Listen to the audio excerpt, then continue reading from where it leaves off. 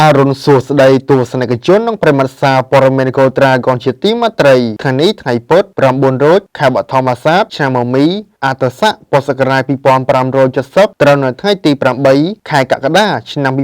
2026ខ្ញុំបាទក៏សុភរិទ្ធសូមជូនអន្តការព័ត៌មានដូចតទៅព័ត៌មានជាតិនាយឧត្តមសេនីយ៍សថេតណែនាំឲ្យបង្កើនការតាមដានស្រាវជ្រាវទប់ស្កាត់និងបង្ក្រាបបទល្មើសឆបោកតាមប្រព័ន្ធបច្ចេកវិទ្យានិងបទល្មើសឧក្រិដ្ឋកម្មឆ្លងដែនគ្រប់ប្រភេទកម្លាំងកងរាជអាវុធហត្ថបង្ក្រាបករណីលួចបែជាជនល្មើសនិយាយតថ្លៃនិងតដៃរារាំងការអនុវត្តច្បាប់របស់កងកម្លាំងអគ្គិភ័យឆេះបន្ទប់ដាក់សម្ភារៈក្នុងស្ថាគារស្ទឹងសង្កែផ្អើលសមត្ថកិច្ចនិងប្រជាពលរដ្ឋក្រុងបាត់ដំបងព័ត៌មានអន្តរជាតិលោកត្រាំថាសង្គ្រាមរវាងរុស្ស៊ីនិងអ៊ុយក្រែនជិតចប់ហើយការដល់3535នាក់ដោយគ្រោះរំជួយដីនៅវេណេស៊ុយអេឡាដំណឹងពិសេសដល់អតិថិជនដែលតែងតែគ្រប់គ្រងលើសេវាកម្មដឹកអ្នកដំណើររបស់ក្រុមហ៊ុនវរៈមុនថាំឥឡូវនេះលោកអ្នកនឹងទទួលបានការបញ្ចុះតម្លៃ 5% ភ្លាមតែម្ដងនៅពេលដែលលោកអ្នកធ្វើការទិញសំបុត្រតាមរយៈកម្មវិធី VET និងគេហទំព័រ www.waramuntham.com ព័ត៌មានជាតិនាយឧត្តមសេនីយ៍សុថេតណែនាំឲ្យបង្កើនការតាមដានស្រាវជ្រាវទប់ស្កាត់និងបង្ក្រាបបទល្មើសឆបោកតាមប្រព័ន្ធបច្ចេកវិទ្យានិងបទល្មើសឧក្រិដ្ឋកម្មឆ្លងដែនគ្រប់ប្រភេទលោកនាយឧត្តមសេនីយ៍សុថេតអគ្គស្នងការនគរបាលជាតិណែនាំឲ្យកងកម្លាំងនគរបាលជាតិគ្រប់ជាន់ថ្នាក់បង្កើនការតាមដានស្រាវជ្រាវទប់ស្កាត់និងបង្ក្រាបបទល្មើសឆបោកតាមប្រព័ន្ធបច្ចេកវិទ្យាអនឡាញ scam បទល្មើសគ្រឿងញៀននិងបទល្មើសឧក្រិដ្ឋកម្មឆ្លងដែនគ្រប់ប្រភេទដើម្បីរក្សាសន្តិសុខសណ្ដាប់ធ្នាប់សាធារណៈនិងសុវត្ថិភាពជូនប្រជាពលរដ្ឋទូទាំងប្រទេសជាពិសេសធ្វើយ៉ាងណាទាមទារភាពស្អាតស្អំនិងកិត្តិយសរបស់កម្ពុជាមកវិញការណែនាំនេះធ្វើឡើងក្នុងឱកាសលោកនាយឧត្តមសេនីយ៍សុថេតអគ្គស្នងការនគរបាលជាតិអញ្ជើញជាអធិបតីក្នុងកិច្ចប្រជុំបូកសរុបសភាពការនិងលទ្ធផលកិច្ចប្រតិបត្តិការរក្សាសន្តិសុខសណ្ដាប់ធ្នាប់សង្គមប្រចាំឆមាសទី1និងលើកទិសដៅការងារសម្រាប់ឆមាសទី2ឆ្នាំ2026របស់អគ្គស្នងការដ្ឋាននគរបាលជាតិនាព្រឹកថ្ងៃទី7ខែកក្កដាឆ្នាំ2026នេះនៅសាលប្រជុំខេត្តព្រៃវែងទីស្តីការក្រសួងមហាផ្ទៃលោកនាយឧត្តមសេនីយ៍សុថេតបានមានប្រសាសន៍ថា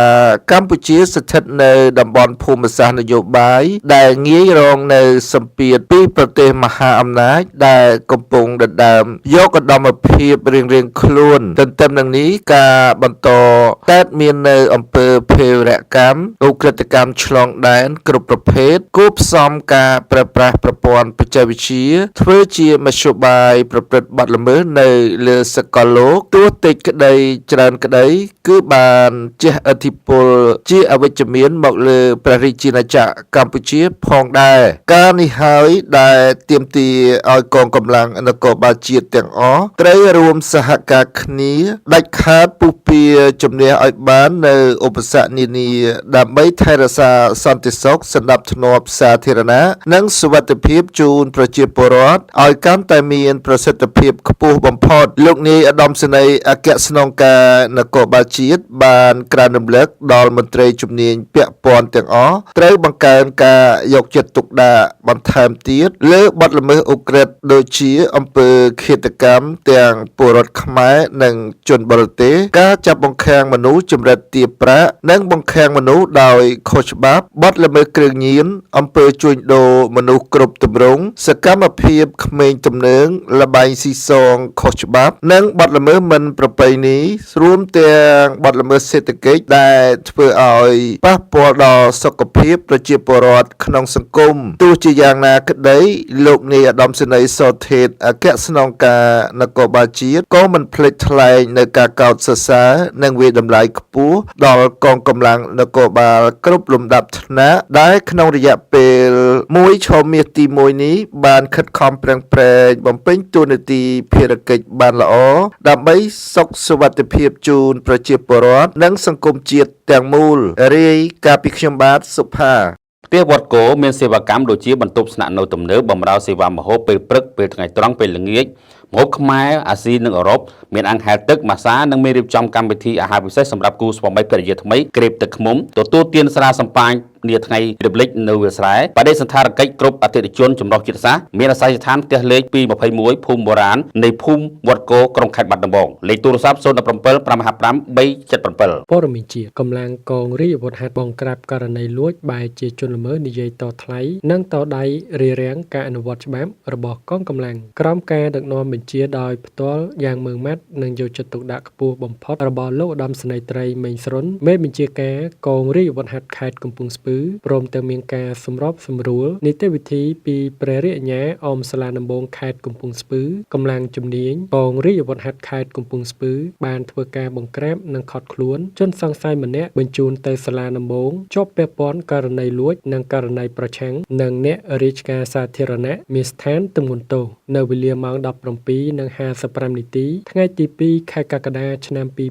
2026 នៅភូមិដំណាក់ស្មាច់សង្កាត់វាលពងក្រុងឧដុង្គម៉ែជ័យខេត្តកំពង់ស្ពឺកម្លាំងមូលដ្ឋានកងរាជអាវុធហត្ថក្រុងឧដុង្គម៉ែជ័យបានឃាត់ខ្លួនជនសង្ស័យម្នាក់ករណីប្រឆាំងនឹងអ្នករាជការសាធារណៈមានស្ថានទម្ងន់ទោសជនសង្ស័យមានឈ្មោះជាច័ន្ទភេទប្រុសអាយុ33ឆ្នាំមុខរបរមិនពិតប្រាកដជនសង្ស័យមិនបានសហការនឹងប្រកល់ខ្លួនឲ្យសមត្ថកិច្ចនោះទេហើយក៏បានស្រែកជេរប្រមាថនិងយកចប់ជីកមកបំរុងវាយចាក់គំរាមសមត្ថកិច្ចនិងយកដំបងឈើគប់មកលើសមត្ថកិច្ចទៀតផងក្រោយឃាត់ខ្លួនជនសង្ស័យបានសារភាពថាខ្លួនពិតជាបានលួចដែកពិតប្រាកដមែនបច្ចុប្បន្នជនសង្ស័យខាងលើរួមនឹងវត្ថុតាងត្រូវបានកម្លាំងជំនាញកងរាជអាវុធហត្ថខេត្តកំពង់ស្ពឺកសាងសំណុំរឿងបញ្ជូនទៅសាលាដំបងខេត្តចាត់ការតាមនីតិវិធីរាយការណ៍ដោយខ្ញុំបាទពិសិដ្ឋស្នាដៃនារីខ្មែរសាឡនជាមួយនឹងអភិវឌ្ឍសេចក្តីស្រឡាញ់ទំនុកចិត្តព័ត៌មានជាតិអគិភ័យឆេបន្ទប់ដាក់សម្ភារៈក្នុងសន្តាគារស្ទឹងសង្កែផ្អើលសមត្ថកិច្ចនិងប្រជាពលរដ្ឋក្រុងបាត់ដំបងទាំងព្រឹកបន្ទប់ដាក់សម្ភារៈដ៏ធំមួយនៅក្នុងសន្តាគារស្ទឹងសង្កែត្រូវបានអគិភ័យដែលគេសង្ស័យបណ្ដាលមកពីទុសេចរន្តអគ្គិសនីបានឆាបឆេះហុយផ្សែងផ្អើលអ្នកដំណើរនានានិងសមត្ថកិច្ចកាលពីវេលាម៉ោង 8 ព្រឹកថ្ងៃទី 7 ខែកក្កដាឆ្នាំ 2026 ដែលមានទីតាំងនៅខាងលិចស្ទឹងសង្កែស្ថិតនៅភូមិមហាទេពសង្កាត់ស្វាយប៉ោក្រុងបាត់ដំបងតែពុំមានគ្រោះថ្នាក់ដល់មនុស្សទេសូម្បីសម្ភារៈដែលខូចខាតក៏គេមិនទាន់ដឹងដែរសមត្ថកិច្ចដែលជួយអន្តរាគមន៍បាននិយាយថាអគ្គិភ័យនោះបានឆាបឆេះចេញពីបន្ទប់ដាក់សម្ភារៈនៃសន្តាគារស្ទឹងសង្កែបង្កឲ្យមានផ្សែងហុយទ្រលោមចេញតាមបង្អួចបុគ្គលិកជាច្រើនអ្នកបានព្យាយាមប្រើប្រាស់ទឹកនិងបំពង់ឧស្ម័នបាញ់ពន្លត់មុនពេលរថយន្តពន្លត់អគ្គិភ័យរបស់សមត្ថកិច្ចចុះទៅដល់អ្នកបម្រើការ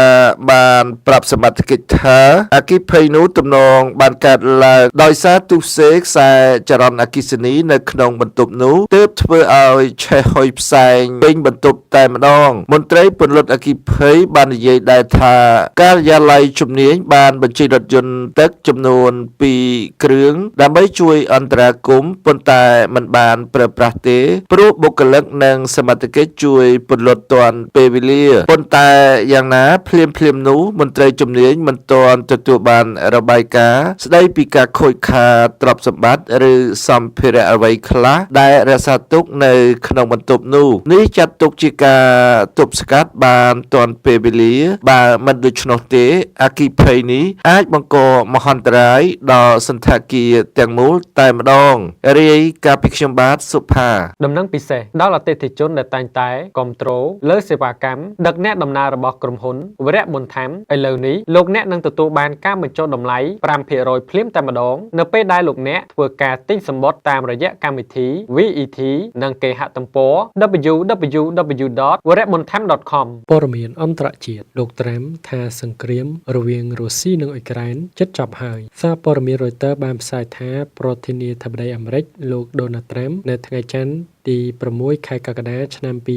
2026បាននិយាយថាដំណោះស្រាយមួយដើម្បីបិទបញ្ចប់សង្គ្រាមអ៊ុយក្រែនដែលអូសបន្លាយពេលជាង4ឆ្នាំមកនេះខិតជិតសម្រេចបានជាងមនុស្សភាគច្រើនកំពុងគិតហើយថារូបលោកនឹងជជែកពីអ៊ុយក្រែនអំឡុងកិច្ចប្រជុំកំពូល NATO ក្នុងប្រទេសទូគីក្នុងសប្តាហ៍នេះលោកត្រាំធ្វើការកត់សម្គាល់បែបនេះបន្ទាប់ពីបានបើកកិច្ចពិភាក្សាតាមទូរស័ព្ទជាមួយប្រធានាធិបតីរុស្ស៊ីលោកពូទីននិងប្រធានាធិបតីអ៊ុយក្រែនលោកសេឡេនស្គីកាលពីចុងសប្តាហ៍កន្លងទៅលោកត្រាំមិនបានផ្ដល់ព័ត៌មានលម្អិតលើការអធិប្បាយរបស់លោកដែលថាខិតជិតដំណោះស្រាយមួយដើម្បីបិទបញ្ចប់សង្គ្រាមអ៊ុយក្រែននោះទេនៅឯទីក្រុងមូស្គូវិញអ្នកនាំពាក្យវិមានក្រំឡាំងលោកឌីមីត្រីផេស្កូវបាននិយាយថារូបលោកជឿថាជំហររបស់សហរដ្ឋអាមេរិកថាតើត្រូវដោះស្រាយបិទបញ្ចប់សង្គ្រាមនៅអ៊ុយក្រែនដោយរបៀបណានៅតែ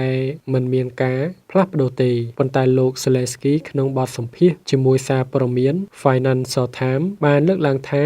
លោកផ្ទាល់ជឿថាប្រធានាធិបតីសហរដ្ឋអាមេរិកកំពុងពិចារណាឡើងវិញលើសង្គ្រាមនៅក្រោមទស្សនៈថ្មីមួយដោយសារតែជោគជ័យជាបន្តបន្ទាប់របស់អ៊ុយក្រែនកាលពីពេលថ្មីៗនេះលោកត្រាំត្រូវបានរំពឹងថានឹងជួបលោកសេឡេស្គីនៅថ្ងៃពុធសប្តាហ៍នេះនាឱកាសចូលរួមកិច្ចប្រជុំកំពូល NATO ក្នុងទីក្រុងអង្ការ៉ាប្រទេសទូគីកាលពីថ្ងៃច័ន្ទផងដែររុស្ស៊ីបានវាយប្រហារដោយប្រើមីស៊ីលបាល់លីស្ទិកនិងដ្រូនលើទីក្រុងគីវនិងតំបន់ជុំវិញរដ្ឋធានីរបស់អ៊ុយក្រែនសម្លាប់មនុស្សយ៉ាងហោច28នាក់រាយការណ៍ដោយខ្ញុំបាទពិសិដ្ឋផ្ទះវត្តគោមានសេវាកម្មដូចជាបន្ទប់ស្នាក់នៅទំនើបបម្រើសេវាម្ហូបពេលព្រឹកពេលថ្ងៃត្រង់ពេលល្ងាចម្ហូបខ្មែរអាស៊ីនិងអឺរ៉ុបមានអាំងហែលទឹកម៉ាសានិងមានរៀបចំកម្មវិធីអាហារពិសេសសម្រាប់គូស្វាមីភរិយាថ្មីក្រេបទឹកឃ្មុំទទួលទានស្រាសម្ប៉ាញនាថ្ងៃរំលឹកនៅវាលស្រែបដិសណ្ឋារកិច្ចគ្រប់អតិថិជនចម្រុះជាតិសាសន៍មានអាសយដ្ឋានផ្ទះលេខ221ភូមិបុរាណនៃភូមិវត្តគោក្រុងខេត្តបាត់ដំបងលេខទូរស័ព្ទ017 555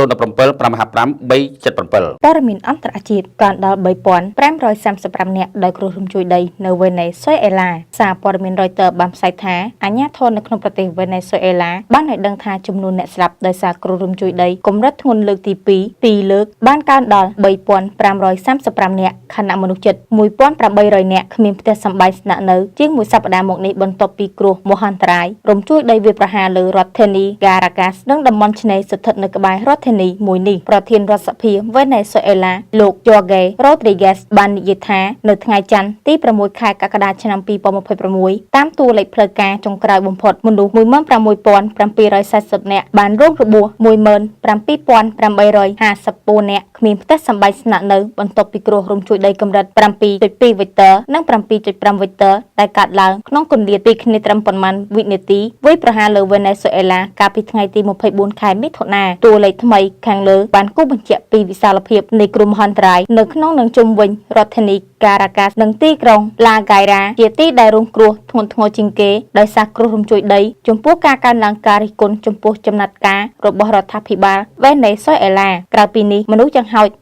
12,800 នាក់កំពុងស្នាក់នៅក្នុងជំរំបណ្ដោះអាសន្នចំនួន80ទីតាំងនៅទូទាំងរដ្ឋធានី Caracas និងទីក្រុង La Guaira រាយការណ៍ដោយអ្នកខ្ញុំសុផលដើម្បីទទួលបានព័ត៌មានថ្មីៗចុងក្រោយទាន់ហេតុការណ៍និងច្បាស់លាស់នៅព័ត៌មានជាតិនិងអន្តរជាតិដោយផ្ទាល់ទៅកាន់ទូរស័ព្ទដៃរបស់លោកអ្នកដោយគ្រាន់តែវាយពាក្យនគរ Dragon News នៅលើ App Store សម្រាប់ទូរស័ព្ទ iPhone និងនៅលើ Play Store សម្រាប់ទូរស័ព្ទ Android បន្ទាប់មកធ្វើការ download ជាការស្រេច